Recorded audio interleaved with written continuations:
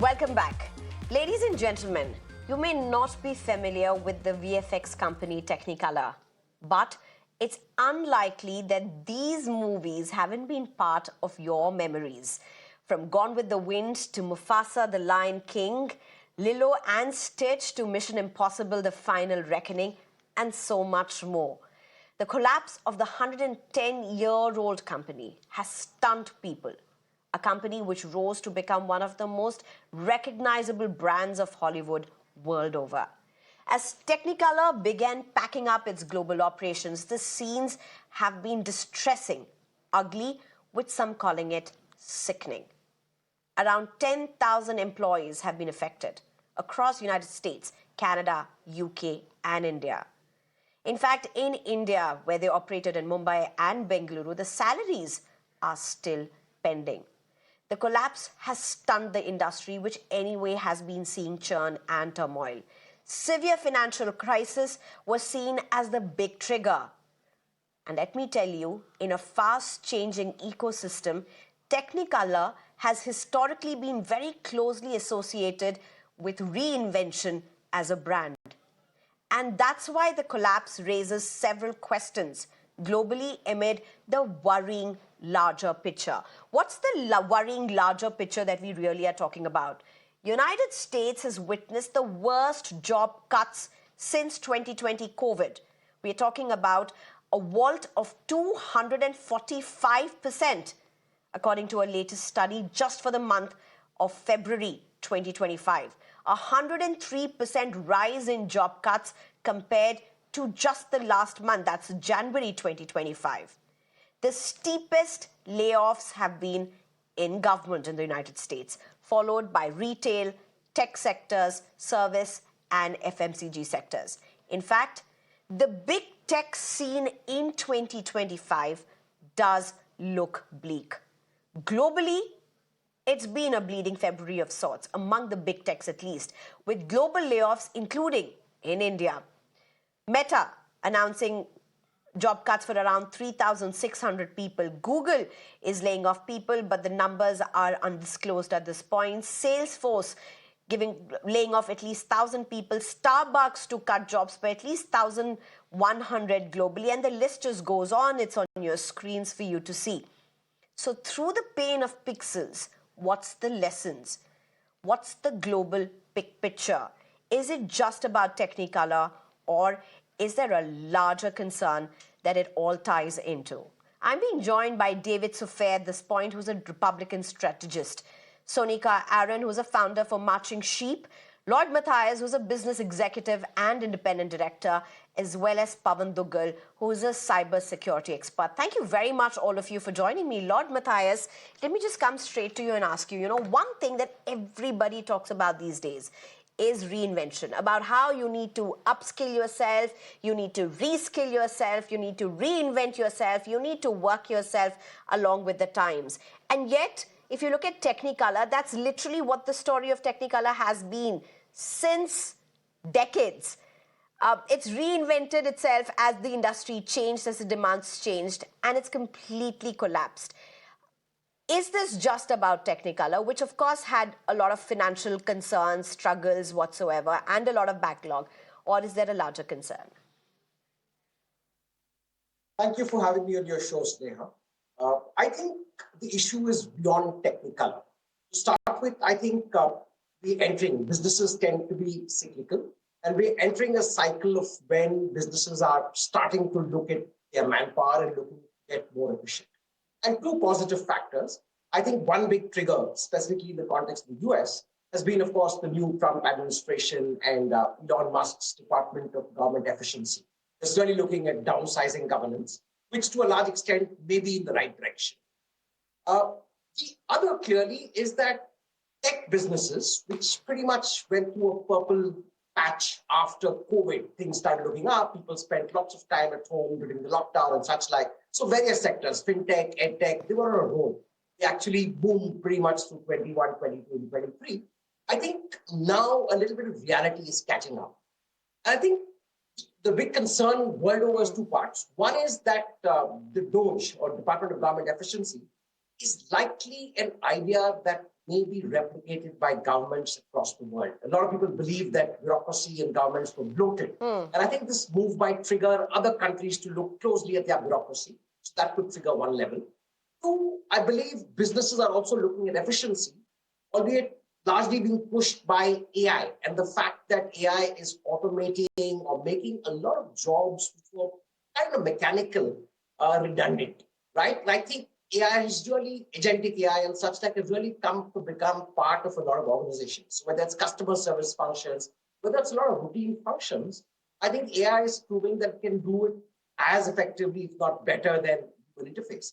So I think this combination is going to make the next year or so a little stressful. It is going to actually reduce, I can reduce employment to an extent, which will obviously result in a lot of people finding themselves without a job.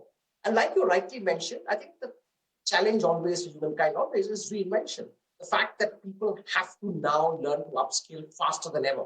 Right? Earlier, you possibly had a decade of, between every kind of phase. I think now that cycle is so just a lots of jobs will fall by the wayside, but knowing people's ability to reinvent, I think will make a big difference. So it's really going to test people's resilience, agility, ability to upskill. And I think a lot of people might struggle with those challenges.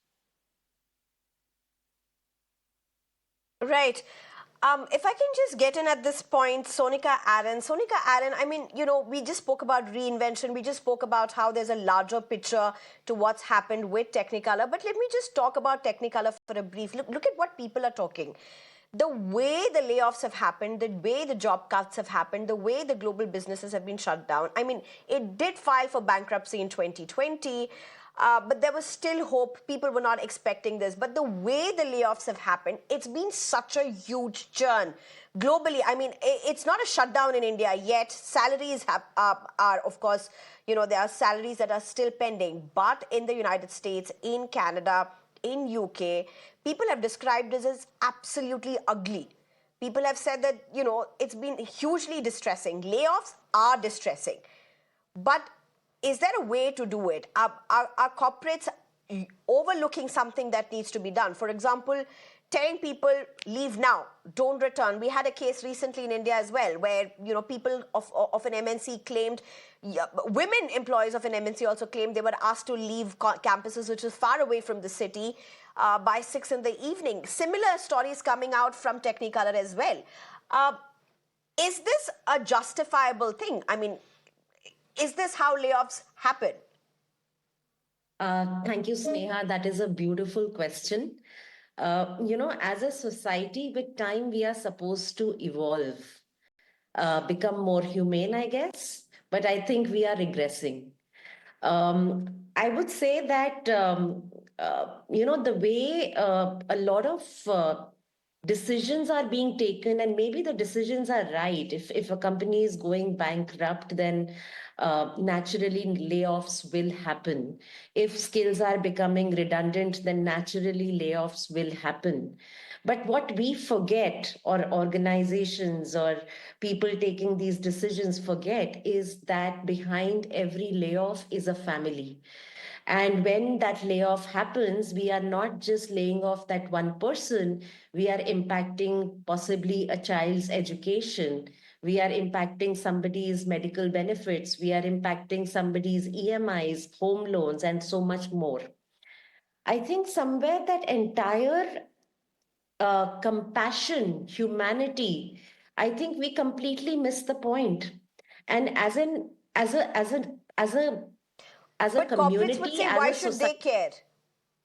because They are doing there's a job that's got to be done. If you're not required, you're not required. Because our consumer and customer who buys their products, who goes and watches movies, if people do not have money to go to a mall, who is going to make their a movie a blockbuster? It all comes back. They're just being very, very short-sighted about it. Whether it is Meta, whether it is any other company, it is a vicious cycle that we are getting into. Let us look at is the long-term impact of every layoff on the economy. How is it going to impact me as a business 5 years from now? And I don't think we are looking at it from that lens. We are being extremely short termist. We are being extremely, because see, a lot of people are there for 3 years. I need to give my numbers for the next 3 years. I need to be here and show profitability to the board for the next 3 years. After that, it's not my problem. But as a community, Okay. as a Okay. world, I am here to stay for the next 50 years. Sorry, back to you. In fact, let me just get in David Sofair at this point. Who better to get him at this point? David Sofair, while we just heard Sonika Aaron speak about a long drawn plan, understanding the consequences of the layoffs, the cost of layoffs vis-a-vis the short-term goals, as it were. US is seeing unprecedented layoffs and job cuts in this, at least if you look at it since 2020. That's the numbers we are looking, and this is being steered by the government sector. And this is, of course, after you've had Elon Musk and others steering the entire Department of Government Efficiency. How do you look at what's happening? One, of course, like we had Lloyd Mathias saying, there are many other countries that may take a leaf out of what's happening in US, because bureaucracy is always seen as something that's extremely heavy. Governments are seen as extremely heavy. But for the way you're going about doing what's being done in United States, do you fear that this may just have a very, very spiraling effect, not just on the economy, but on jobs and livelihoods? Right. Well, first of all, thank you very much for having me, and greetings from Washington, D.C. And the mood here is quite somber. We have seen drastic cuts really to do with the government sector. Now, we will have a short to medium term unemployment surge, but the end game is to create long-term American efficiency and sustainability. The huge goal is to massively reduce our government debt, which is in the trillions. It also puts American citizens' social security at risk.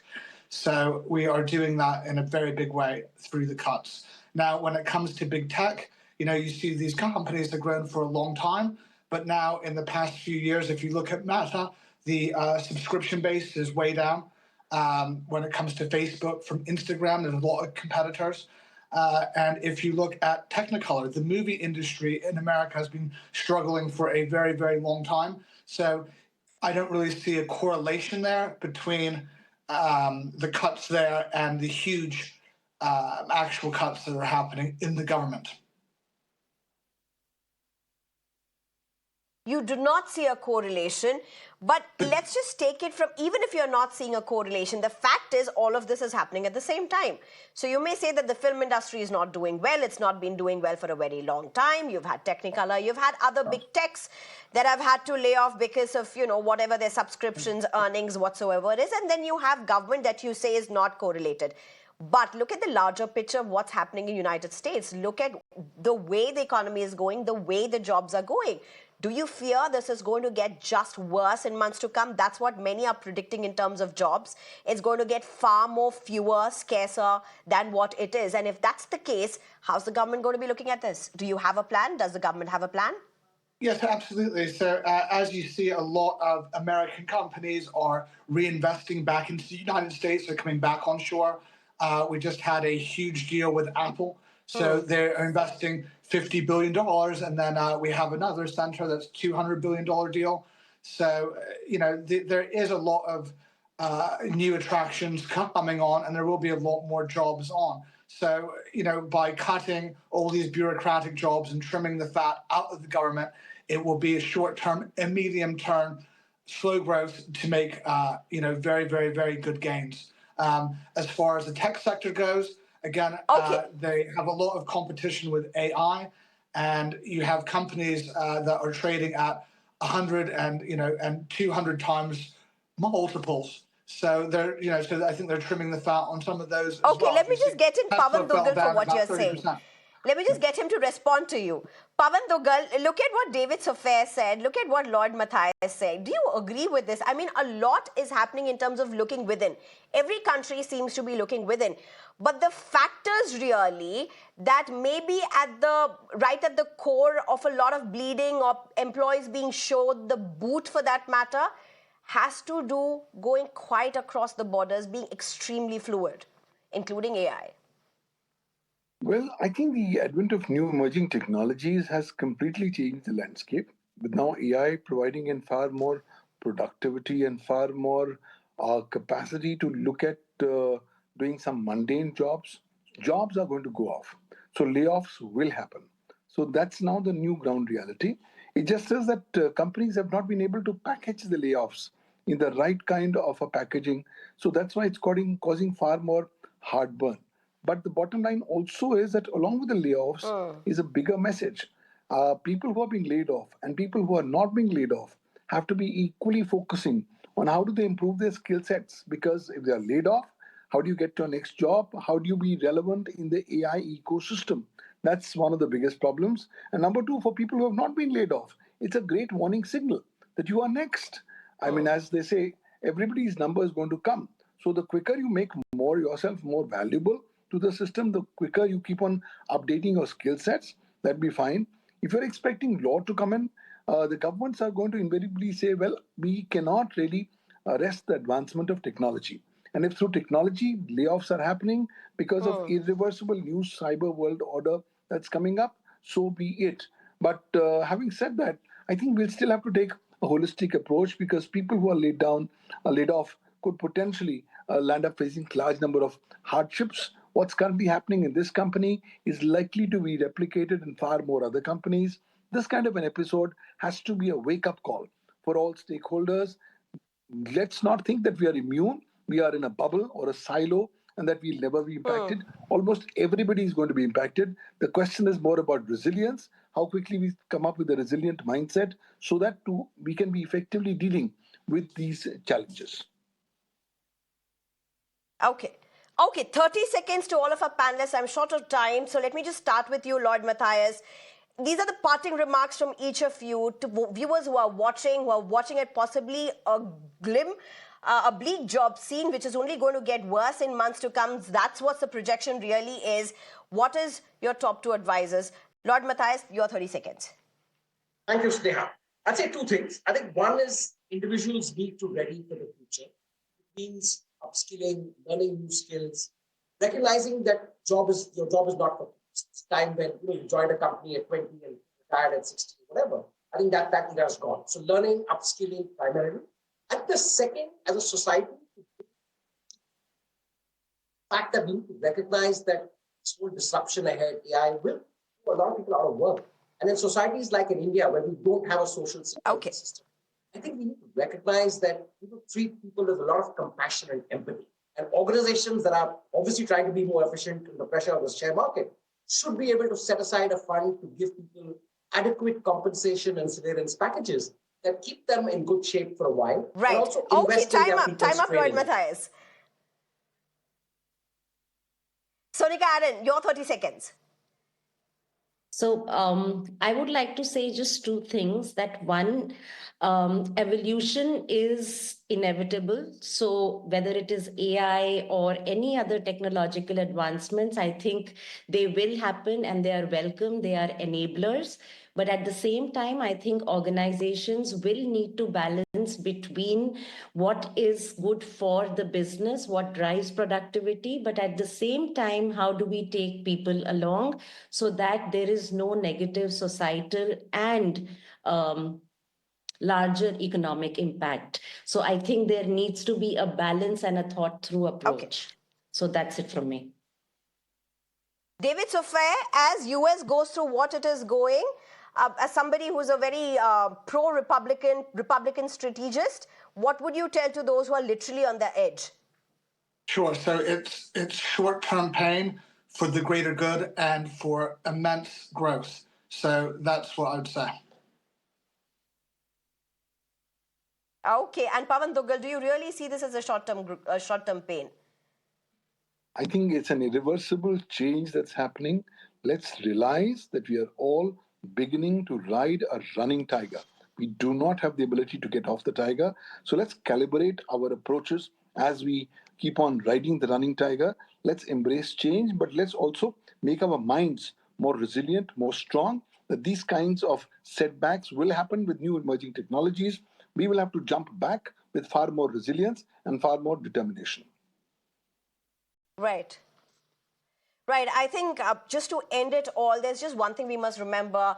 Technicolor's end has been just a contrast to what a beautiful journey that they've had till now, the memories that all of us take along with us. And that's a lot of lesson and learning in that. David Sofer, Sonika Aaron, Lloyd Mathias, as well as Pavan Dugal, thank you very much for joining us. Thank you for your time. It's time for a very short break. Up next, my colleague Ashish Parekh takes it over.